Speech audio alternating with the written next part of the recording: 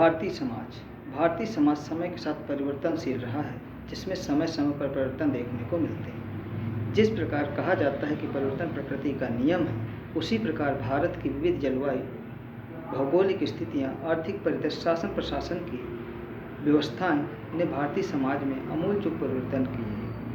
अगर हम देखें तो भारत में विविध प्रकार के समाज देखने को मिलते हैं। सबसे प्रारंभिक अवस्था की यदि हम सामाजिक संस्था को देखें तो वो थी आखेटक समाज। इसमें सामाजिक विकास की प्रारंभिक कड़ी के रूप में देखा जा सकता है, जिसमें आदिम या आदि मानव समूह में रहता था, खानाबदोश जीवन व्यतीत करता था, वनों एवं गुफाओं में निवास करता था। इसका उदाहरण मध्य प्रदेश की भीमबेटका में अवश्य देखने को मिलता है।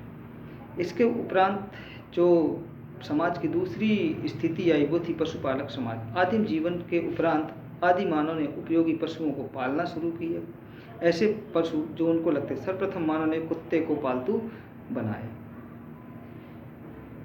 जिससे वो एक आखेटक समाज से चरवाहे समाज की ओर आया और इसमें वो कबीलाई जीवन व्यतीत करने लगा। भ्रमणशील जीवन था।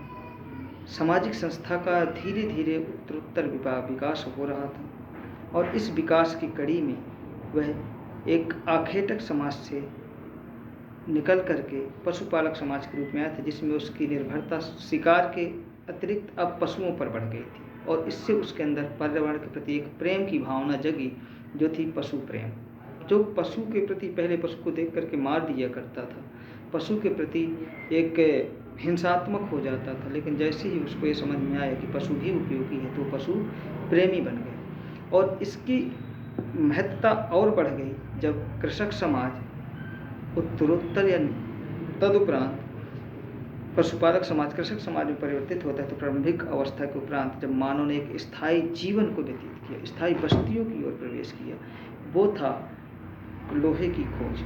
और लोहे की खोज हो जाने के कारण जब मानव ने कृषि कार्य करना प्रारंभ किया, ऐसे कृषि कार्य करने के कारण मानव कहाँ पर आता है, एक स्थायी जीवन व्यतीत करता है, कबीलाई जीवन से उसको छुटकारा मिलता है। और अब जो उसकी पशुओं के शिकार पर निर्भरता थी वो अब कृषि की ओर गई, मतलब अर्थात प्रकृति के प्रति प्रेम की भावना जो मानव की प्रारंभिक दशा में वो बढ़ती चली गई, जिससे स्थायी बस्तियाँ बनी। तो अगले क्रम में हमको मिला एक ग्रामीण परिवार और ग्रामीण समाज। मानव विकास के साथ जब आदि मानव स्थायी जीवन व्यतीत करने लगता है, कृषि कार्य करने लगता है, पशुपालक हो जाता है, कृषि कार्य करता है और अन्य व्यवसाय में लग जाता है, कृषि से उसके जो समस्याएं थी वो निराकरण हुई, जिससे जब उसका पेट भरा तो भारतीय समाज और सभ्यता का विकास, जिसमें एक सांस्कृतिक विकास भी प्रारंभ हो गया था।